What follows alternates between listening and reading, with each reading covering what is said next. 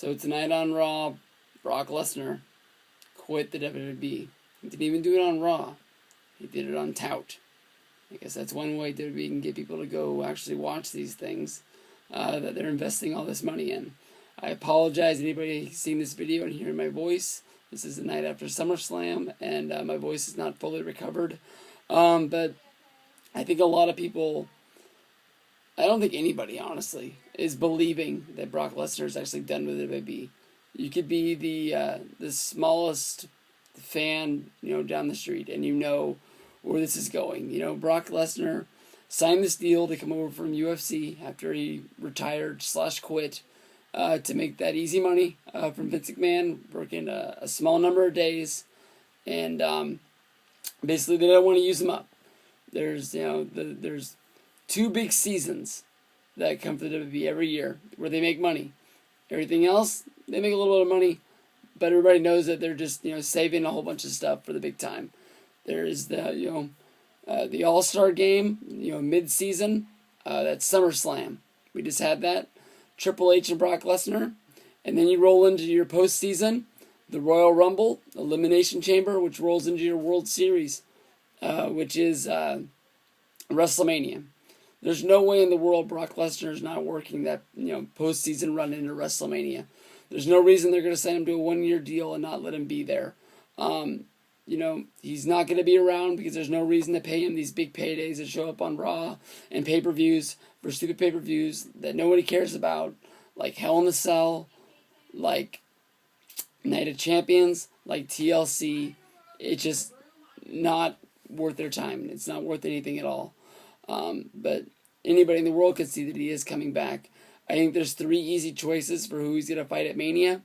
I think one is the dark horse that's coming from Surprise by Me, that I think is by far the lead person that I want to see him fight, and the one that I think they're setting up for now.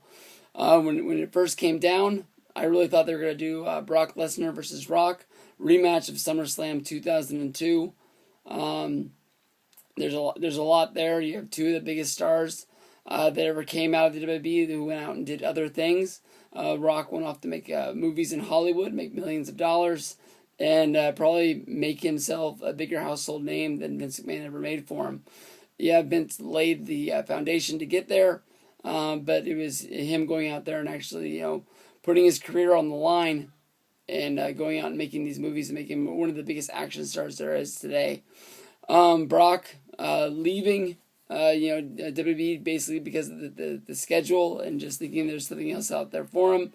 He went on and he tried a couple different things. He tried football. That didn't really work out.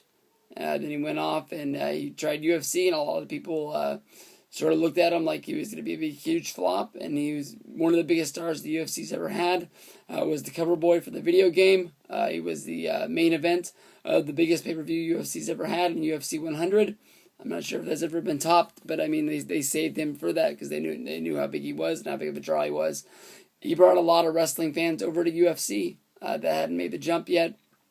So that would be a big deal. One of the biggest feuds that Brock Lesnar's ever had is in John Cena. I apologize, that was this year, but I mean one of the ones from the past is The Undertaker. A lot of people thought that they could bring Brock Lesnar in. But one of the problems with finding somebody for The Undertaker to face at WrestleMania is finding somebody believable that you really believe has a chance to win it. There's a lot of times Undertaker's went out there and he's fought people that nobody in the world believe had a chance. Mark Henry is the one that comes to my mind, but the last few years of his streak, the streak really did mean something with guys like Batista, Edge, Shawn Michaels, and Triple H finishing up, all guys that you thought maybe he would let beat them and take that legacy away from them. That would be a damn good match. They had a huge rivalry in 2002 that spanned over 4 or 5 months. That really made Brock Lesnar. It was too bad that he left because Undertaker really laid that foundation.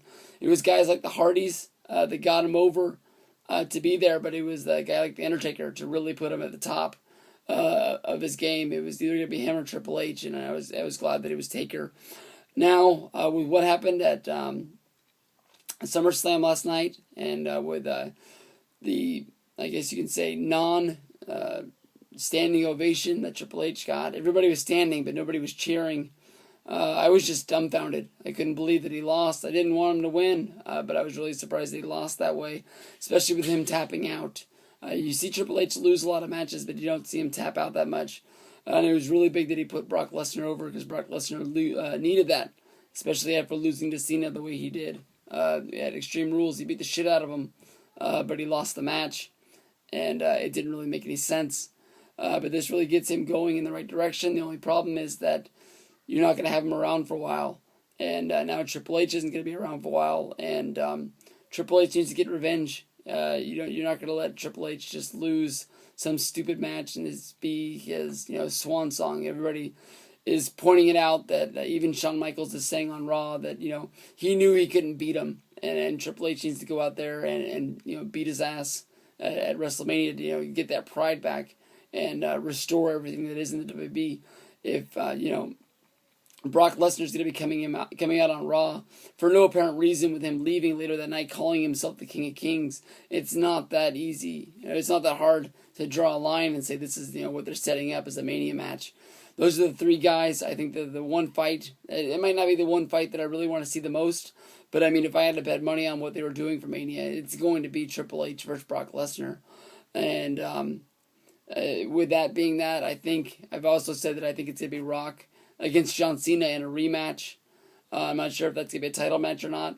What they do with Undertaker, honestly, I would really want to get Undertaker to the point where he's just done.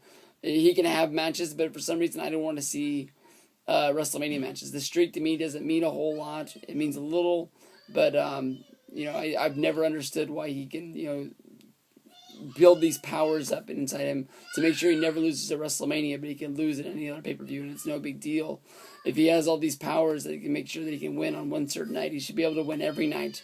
And I understand that he has to lose every once in a while to build up cards and everything like that in order to build towards the future to get to this WrestleMania match that's going to make money. But sometimes stuff like that just doesn't make sense to me. But there we go. Let me know what you guys think. That's what I think.